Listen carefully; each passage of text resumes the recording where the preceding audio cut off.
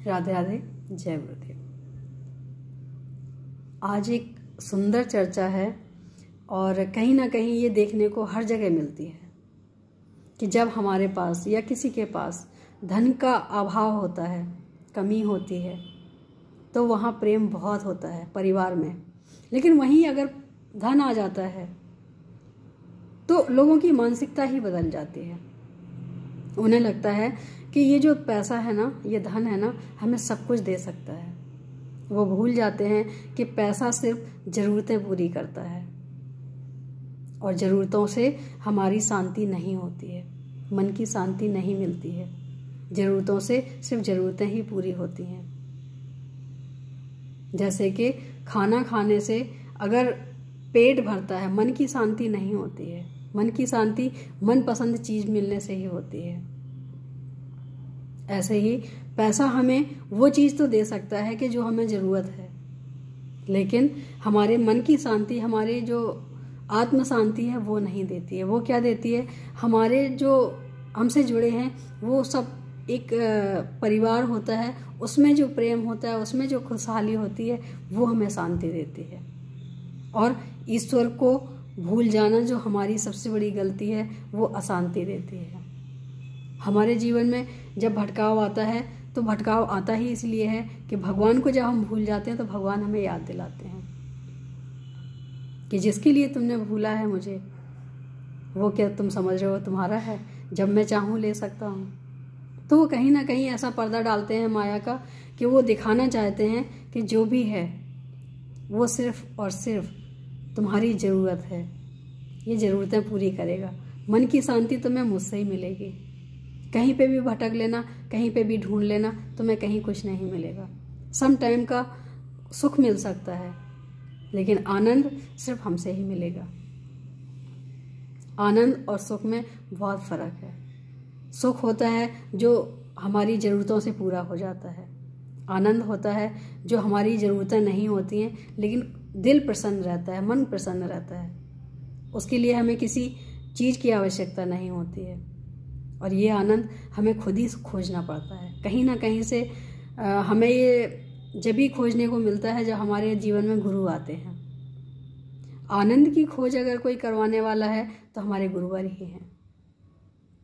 अगर अच्छे माता पिता हैं तो वो भी करवा सकते हैं, क्योंकि ईश्वर का मिलना और ईश्वर को पहचानना ये सबसे बड़े हमारे जीवन में आनंद का विषय है। क्योंकि जब हम जुड़ते हैं तो हमें उन चीज़ों का ज्ञान हो जाता है कि जो हमारे साथ घटित हो रहा है, या जो हमारे साथ हो चुका है, या जो होने वाला भी है, ये तो संसार का नियम है। हमें कभी दुख नहीं होता है कि 6 बजे के बाद रात हो जाएगी, क्योंकि हमें पता है कि 6 बजे के बाद अंधेरा हो जाएगा। जब हमें इस चीज़ का ज्ञान हो जाता है तो उस चीज़ का कष्ट नहीं होता है। लेकिन अगर हमें उसका ज्ञान है ही नहीं और फिर हो जाता है तो फिर कहीं ना कहीं हमें ये लगता है कि ऐसा तो हमने सोचा ही नहीं था। और यही तो हमारे दुख का विषय है सबसे ज़्यादा।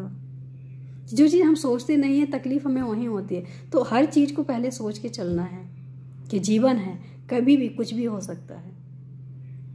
और जब कुछ भी हो सकता है तो उसके लिए हम पहले से तैयार होते हैं। और जब हम पहले से तैयार होते हैं तो उस चीज़ का हमें दुख बिल्कुल भी नहीं होता है, क्योंकि हमें पता है कि ऐसा होने वाला है या ऐसा हो सकता है। हाँ, ऐसा नहीं होता है तो उसमें भी थोड़ा अलग आनंद आता है कि हाँ भाई, मैंने सोचा तो था लेकिन बहुत अच्छा हुआ जो ऐसा नहीं हुआ। लेकिन अगर वैसा ही होता है तो हमें उतना दुख नहीं होता है जो हमें एकदम से अचानक ही कुछ देखने को मिल जाता है।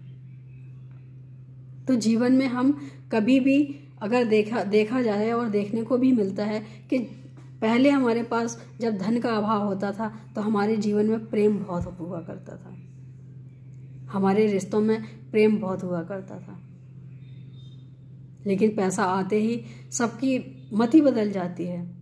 और मुझे लगता है कि उस इंसान को कभी नहीं भूलना चाहिए, चाहे वो माँ हो, चाहे बेटी हो, चाहे पत्नी हो, कि जिस समय आपकी पॉकेट खाली हो और आपके पास 1 रुपये भी ना हो और उसने कभी 100 रुपये भी आपकी पॉकेट में डाले हों, वो भी बिना बताए, और ये भी देख के कि इनके पास पैसे नहीं है। वो बेटी भी हो सकती है, पत्नी भी हो सकती है, वो माँ भी हो सकती है। तो मुझे लगता है कि उस समय जब आपके पास 50,000 की भी वैल्यू कुछ ना हो, आप इतने धनवान बन जाएं, तो उस वक्त को मत भूलो और उस स्थिति को मत भूलो, उन लोगों को मत भूलो जिन्होंने तुम्हारे साथ इतना अच्छा किया, कि तुम्हारी पॉकेट को खाली देख के उन्होंने कुछ रखा कि इनकी पॉकेट खाली नहीं होनी चाहिए, कुछ तो होना चाहिए। अब जो उनके पास था या जो जिस लायक वो थे उन्होंने उतना किया, लेकिन कहीं ना कहीं हमारा भी ये कर्तव्य बन जाता है कि उनके भाव का हम आदर करें और उनको कभी भी इस चीज़ का एहसास ही ना दिलाएं कि आज हम धनवान हो गए हैं। और अगर इस चीज़ का एहसास दिलाओगे तो कहीं ना कहीं भगवान उसका जवाब तुम्हें ज़रूर देगा। जीवन में धनवान होना गलत नहीं है, लेकिन धन की वजह से किसी का अपमान करना बहुत गलत बात है। तो धनवान बनो, लेकिन उसके साथ साथ बुद्धिमान भी बनो, क्योंकि धन आने से बुद्धि का हरण हो जाता है। अगर बुद्धि का हरण हो गया तो धन का हरण हो भी जाता है, अगर नहीं भी हुआ तो वो धन भी व्यर्थ ही हो जाता है, उस धन का मूल्य भी नहीं होता है। क्यों? क्योंकि रिश्तों में वो प्रेम नहीं रहता है, रिश्तों के लिए हमारे पास टाइम नहीं रहता है, रिश्तों को समझने के लिए हमारे पास दिल और दिमाग नहीं रहता है। तो कहीं ना कहीं देखा जाए तो जब व्यक्ति धनवान हो जाता है तो रिश्तों से अलग हो जाता है, और जब रिश्तों से अलग हो जाता है भटकाव वहीं जीवन में आते हैं। हमें तोड़ने की कोई जब भी कोशिश कर सकता है जब हम बिखर जाते हैं। सुना है, कई बार सुना है, कहानियों में सुना है कि जब किसी लकड़ी का गट्ठा इकट्ठा कर दो उसको तोड़ नहीं सकते, लेकिन उसी लकड़ियों को अगर अलग अलग बिखरा दो तो वो आसानी से तोड़ी जा सकती हैं।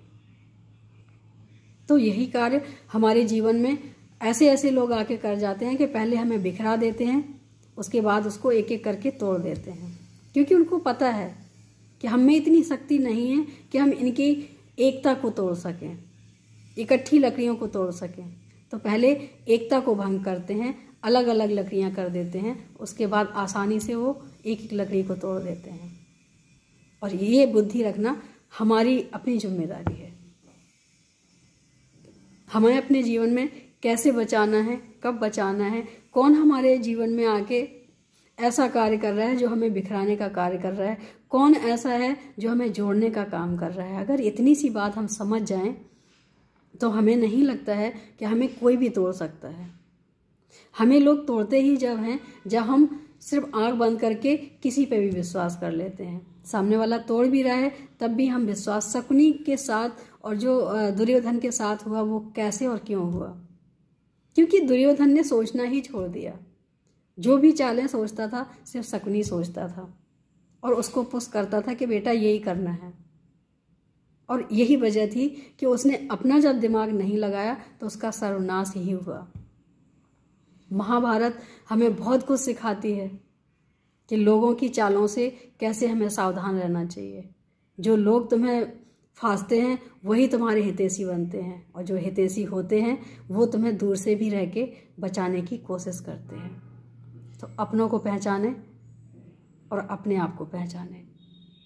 आज के लिए इतना ही। राधे राधे, जय गुरुदेव।